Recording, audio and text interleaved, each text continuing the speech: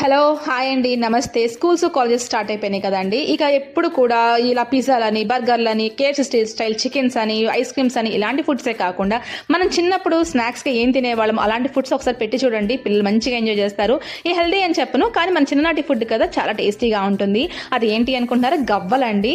So ఎలా చేసుకోవాలి అనుకుంటున్నారా? అయితే గనక కప్పు గోధుమ పిండి, కప్పు మైదా పిండి, లైట్గా సాల్ట్ వేసి వేడి వేడి నూనె ఒక 2 టేబుల్ స్పూన్ల వరకు వేసేసి అక్కడ మీరు నెయ్యి కూడా వేసుకోవచ్చు. నేనైతే నూనె వేసానండి. కొంచెం వాటర్ వేసేసుకొని పిండి ముద్ద కలిపేసుకొని పావు గంట సేపు పక్కన పెట్టేసుకొని గవ్వలు చేసి చక్కగా మనకు బయట మార్కెట్లో అవైలబుల్గా ఉంటుంది, అది వేసేసుకొని చక్కగా తీసుకొని చిన్న చిన్న ఉండలు చేసుకొని గవ్వల రూపంలో చేసేసుకొని మీడియం ఫ్లేమ్లో ఆయిల్ని పెట్టేసుకొని డీప్ ఫ్రై చేసేసుకొని చక్కగా పక్కన పెట్టేసుకొని కప్పు గోధుమ పిండి కప్పు మైదా పిండి వాడాం కాబట్టి కప్పున్నర పంచదార వేసుకొని పాకాన్ని తీగ పాకం వచ్చేసినాక డీప్ ఫ్రై చేసుకున్న గవ్వల్లో కనుక ఈ పాకం వేసుకొని చక్కగా ఈ పాకాన్ని బాగా వాటికి పట్టేలా కలుపుకుంటూ ఉంటే ఆల్మోస్ట్ 15 to 20 days ఉంటాయండి. ఈ స్నాక్ అయితే మాత్రం నా ఫేవరెట్. మీ ఫేవరెట్